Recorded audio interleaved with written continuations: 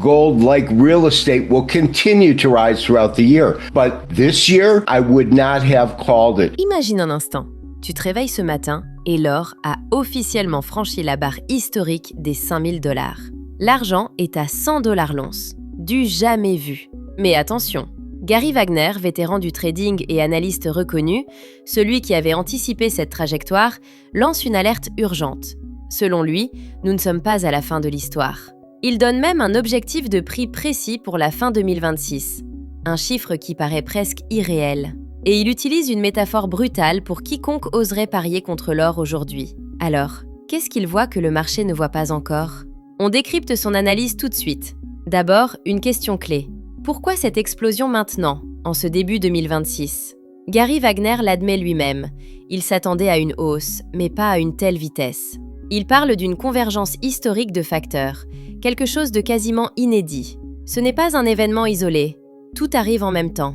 Le chaos géopolitique mondial, une crise institutionnelle majeure autour de la Réserve fédérale américaine, et surtout, ce qu'il appelle le trade sell américain. The monetary order is breaking down. Fiat currencies and debt as a storehold of wealth is not being held by central banks in the same way. Le monde entier est en train de voter avec son portefeuille. Les capitaux quittent le dollar américain.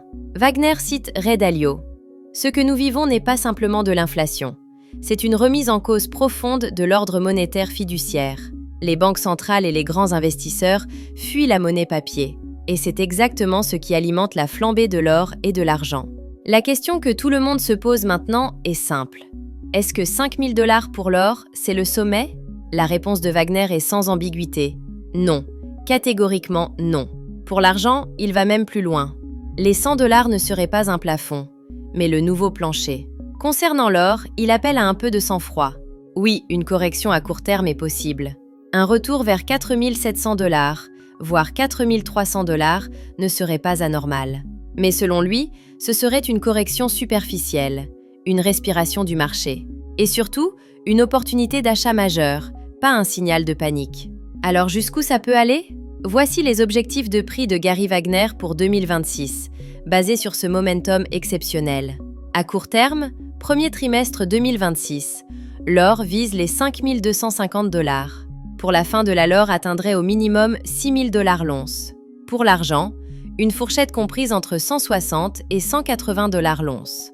Il précise même que certaines grandes institutions parlent déjà de 7000 $ pour l'or. Son objectif de 6000 $, selon ses propres mots, est volontairement conservateur. Ce qui nous ramène à l'avertissement du début. Quelle est l'erreur fatale à ne surtout pas commettre maintenant? Gary Wagner est très clair. Essayer de shorter l'or aujourd'hui, parier sur une baisse, c'est comme se tenir au milieu d'une voie ferrée, regarder un train arriver à pleine vitesse et espérer gagner le duel. Ne fais pas ça. Son conseil est simple. Chaque investisseur devrait avoir entre 10 et 15% de son portefeuille en métaux précieux, en physique ou via des ETF si les marchés à terme sont trop risqués pour toi. La tendance est ton ami. Et ce train ne fait que quitter la gare. Alors dis-moi, penses-tu que l'or atteindra les 6000 $ cette année? Ou est-ce que tu crois à l'explosion d'une bulle? Dis-le en commentaire. Abonne-toi pour suivre l'actualité des marchés. À la prochaine.